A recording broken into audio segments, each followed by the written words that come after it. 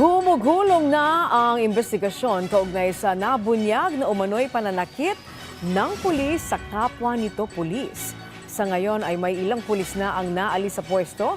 Ang detalye sa sentro ng balita ni Ryan Lesiges. Viral ngayon sa social media ang video na ito kung saan makikita ang umano'y pananakit ng ilang pulis sa kapwa pulis.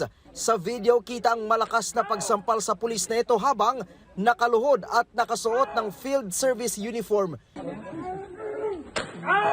Sa lakas ng sampal, napasigaw at tila nawalan pa ng malay ang pulis. Ang iba naman malalaking pasa sa likod ng hita ang resulta ng pambubugbog. Habang ang isa naman ay makikitang nilalapatan na ng paunang lunas sa pagamutan. Ang nasa video, mga bagong patrolman sa Lamitan City, Basilan. Lumalabas sa investigasyon na ang naturang pananakit, bahagi daw ng initiation rights o welcome rights sa mga bagong pulis. Ayon kay PNP Public Information Office Chief Police Brigadier General Randolph Tuanyo, nangyari ang insidente noong February 6 kung saan nasa 129 ang biktima na pawang mga patrolman. Gumugulong na ang investigasyon sa isyu.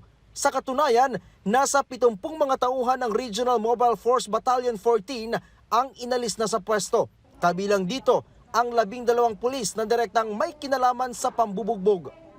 May mga 30 na po tayo mahigit na napamedical at base po doon titingnan po nila kung sino po yung may mga halimbawa may mga pasa o mga hematoma na kung saan maaari makadagdag ebidensya upang palakasin yung pong sinasabi po natin na anti-hazing po na ginamit po sa kanila. Sinabi pa ni Tuanyo na bisto ang pambubugbog matapos na magreklamo ang isa sa mga patrolman na sinundan ng mahigit 100 iba pa. Ang mga biktima ay isinilalim na sa medical examination.